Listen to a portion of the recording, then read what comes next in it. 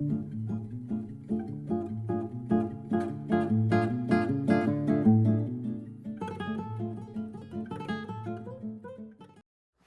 minutes with Sean, maybe 10, back here for another January edition. I love the start of a year because you get to talk about what you think might be happening or what things look like from the previous year.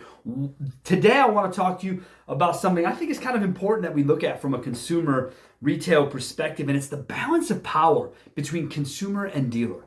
I believe it's never been more equal than it is right now, right? I think dealers maybe had a lot of the power for the last 2 years. I think the consumer is slowly getting it back. Previous to that, I think the consumer had a lot of it. So I think now we're really balancing. And I think that when this happens, the idea of the experience is really going to stand out. Where you position yourself on social media, where people can see you, is going to matter more now than maybe ever, because it's the easiest way to be found, right? On social media.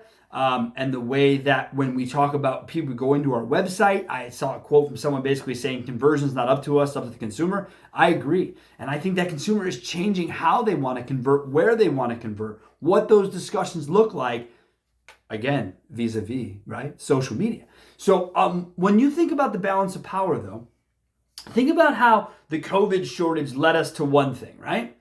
And then the opportunity at the beginning of COVID, before the chip shortage, COVID shortage gave consumers a great opportunity because dealers hadn't been able to sell anything for a couple days, months, whatever. They had a chance to go out and do it, right? Well, then the chip shortage happened, and then everything starts to curl down a little bit. And now that's going to probably get pushed back, and we're probably going to be behind us a little bit as we move forward out of that. I think dealers lose a little bit of that power, because now the consumer will have choices on ground. I still don't think consumers are going to want to order cars on a regular basis. I really don't.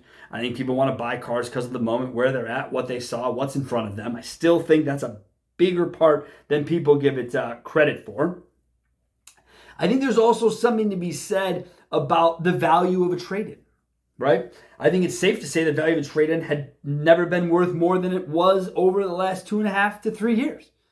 I think that's legitimately possible to say. But is it true today? No. Right?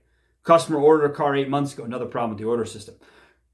Orders a car 8 months ago. Car gets here. Value of trade-ins dropped 10 grand. Now what?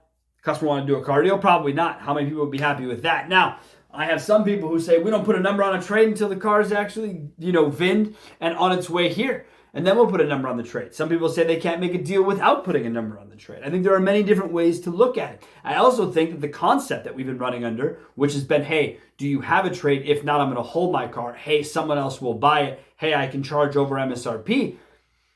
I don't think so much anymore. I really don't. I think you're going to see more discounts. I think you're going to go back to seeing what I call depth of pricing on VDPs and SRPs. You're going to start seeing MSRP, sale price, rebates, incentives. It's only a matter of time before we continue to try and stimulate, and in some cases overstimulate, the American consumer. We've been doing it for as long as I've been doing this, 1998.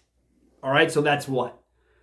Holy shit, that's 25 years, eh? That's a lot of years. It's a cycle. The same thing happens. We go through it. Different things bring us in and out of cycles and financial whatever. This is all part of it, but rebates and incentives are typically what drives it. After 9/11, 0% became a standard across the board. Across the board. Cash for clunkers, low rates, big trade values, that's what drove the number.